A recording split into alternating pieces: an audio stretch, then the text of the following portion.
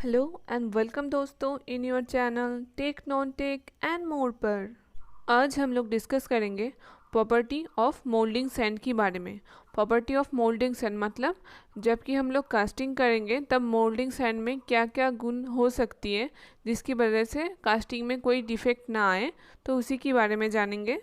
देख लेते हैं प्रॉपर्टी के अंदर क्या क्या आती है मोल्डिंग सैंड की।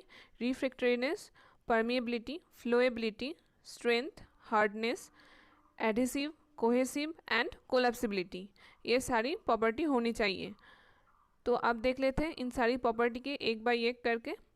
रिफ्रैक्टरीनेस, रिफ्रैक्टरीनेस क्या होता है? Ability of the moulding sand to withstand high temperature of the liquid metal without fusion.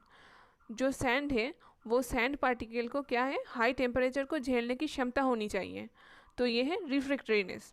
Next देख लेते हैं परमिएबिलिटी। परमिएबिलिटी क्या है? Ability of the moulding sand to allow the gas has to escape, it is expressed by permeability number. Permeability क्या होती है? यहाँ पर जो सैंड होती है ना, सैंड की बाइंडिंग, सैंड क्ले विभिन्न चीज़ की बाइंडिंग होती है, तो उसमें क्या होने चाहिए, उसमें गैस जो डिफेक्ट आती है ना कास्टिंग में, कास्टिंग करने के दौरान अगर हम लोग यहाँ से मटेरियल कुछ डालें एंड ये फिर जाके ऐसे कास्टिंग के अंदर आएगा, तो मटेरियल डालने की दौरान कुछ गैस इंक्लूशन हो जाती है, गैस अंदर घुस जाती है। अगर गैस वो अंदर घुस गया एंड पार्टिकल में क्या होना चाहिए, जो सैंड होगा उसकी पार्टिकल में बहुत माइन्यूट सी गैप होनी चाहिए जिससे कि वो गैस बाहर निकल सके, इसको ही परमिएबिलिटी कहते हैं। जो ये पी एन है ना, इसको परमिएबिलिटी नंबर कहते हैं। मैं थोड़ा जूम करके दिखा देती हूँ। इस पी एन को क्या कहते हैं? Permeability number.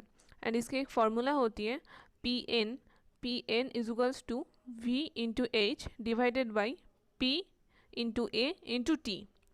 एंड इसमें v का मतलब क्या होता है? v होता है volume, h for height, p pressure difference को नापती है, and a cross section area and t time.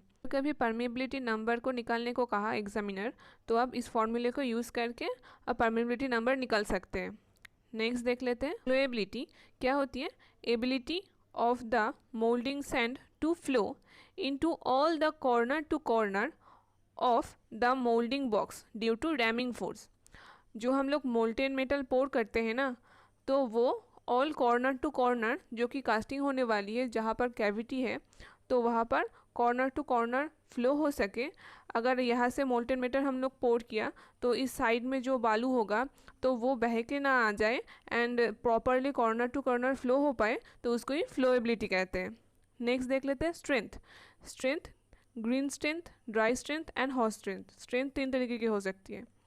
Green strength मतलब जब वो यहाँ पर जो सैंड पार्टिकल होगा उसमें मॉइस्चर प्रेजेंट हो, तो उसको ग्रीन स्ट्रेंथ कहते हैं। एंड ड्राई स्ट्रेंथ जबकि हम लोग मोल्टेन मेटल इधर पे डालेंगे तो वो ऑब्वियसली हॉट ही होगा, तो उस टेम्परेचर में ये सैंड ड्राई हो जाएगा, उसको ड्राई सैंड कहते हैं। And after that some time वो सैंड एकदम हॉट हो जाएगा, उसी को ही हॉट सैंड कहते हैं। तो स्ट्रेंथ देख लेते हैं। To retain shape and size of the cavity and to withstand, ये विथस्टैंड होगा, withstand force apply by the liquid metal on the mould surface, mould must be having sufficient strength. तो mould को इतना strength होना चाहिए, जबकि जो green strength मैंने बोला, ग्रीन सैंड में मॉइस्चर होगा, उस वक्त ये मोल्ड टूटना नहीं चाहिए, तो उस वक्त भी नहीं टूटेगा। जब इसमें हॉटनेस आ जाएगा थोड़ा, उसकी वजह से सैंड ड्राई हो जाएगा, वो मॉइस्चर पूरी तरीके से ख़त्म हो जाएगा, तब भी वो ड्राई होने की वजह से ये स्ट्रक्चर टूटनी नहीं चाहिए। एंड देन हॉट सैंड में जो होगा तो वो भी टूटनी नहीं चाहिए, इतनी की स्ट्रेंथ हो सके। वो जो सैंड पार्टिकल है इधर पर उसमें इतना स्ट्रेंथ हो कि वो green sand, dry sand and hot sand किसी भी स्टेज में सैंड की आ जाए ड्यू टू टेम्परेचर डिफरेंस, तो इसमें भी वो बरकरार रहे, शेप एंड साइज में कोई भी डिफेक्ट ना आने दे, जो कास्टिंग होने वाली है सैंड टूट ना जाए, तो उसी को स्ट्रेंथ कहते हैं। Next hardness. हार्डनेस क्या होती है? मोल्ड हार्डनेस नंबर, मोल्ड की एक हार्डनेस नंबर होती है, वो 0 to 100 तक वेरी करती है। एंड यहाँ पर एज पर डेफिनेशन देख लेते हैं। Hardness is the surface property to minimise the erosion and to withstand force apply by the liquid metal on the mould surface. Mould must be having sufficient hardness, mould को sufficient hardness होना चाहिए, नहीं तो वो टूट भी सकती है, बिखर भी सकती है, इसलिए उसमें एक हार्डनेस सफिशिएंट अमाउंट ऑफ होना चाहिए। एडिसिव, एडिसिव क्या होता है? Bond formation between two different material.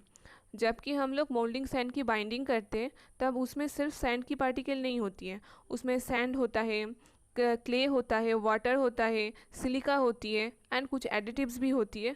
उन सारी चीज़ों को मिला के तब बनती है मोल्डिंग सैंड। तो मोल्डिंग सैंड में जो डिफरेंट डिफरेंट मटेरियल को मिल रही है तो उसमें बॉन्डिंग होना बहुत ज़रूरी है, नहीं तो टूट जाएगा।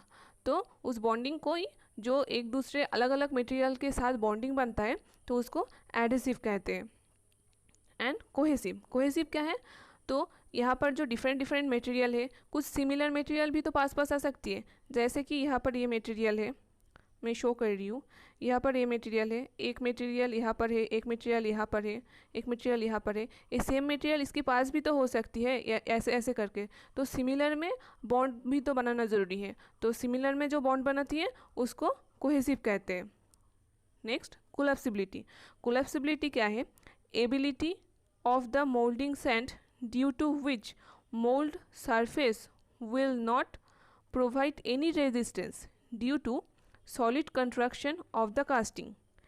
It can be improved by adding additives to the molding sand. इसका मतलब क्या हुआ? कास्टिंग के अंदर हम लिक्विड मेटल डालेंगे तो वो लिक्विड मेटल धीरे धीरे सॉलिडिफाई होगा।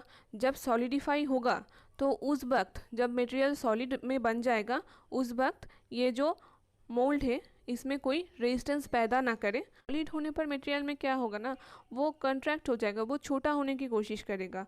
अगर मटेरियल की कुछ इतना पोजीशन में मटेरियल है, मान लो इतना पोजीशन में मटेरियल लिक्विड अवस्था में था एंड आफ्टर सॉलिडिफिकेशन वो इतना पोजीशन में आना चाहती है, थोड़ा कम होना चाहती है, तब ऐसा ना हो कि जो यहाँ पर सैंड पार्टिकल है इसको पकड़ के रखे, ऐसा नहीं होना चाहिए। तो उसको कोई भी तरह के रेजिस्ट ना करे। रेजिस्ट की मतलब समझ पा रही हो? रेजिस्ट मतलब बाधा ये क्रिएट ना करे, तो ऐसा नहीं करे, इसको ही कोलैप्सिबिलिटी कहते हैं। तो यही तक था मोल्डिंग सैंड की प्रॉपर्टी के बारे में। मिलते हैं नेक्स्ट वीडियो में। Thank you for watching. जय हिंद।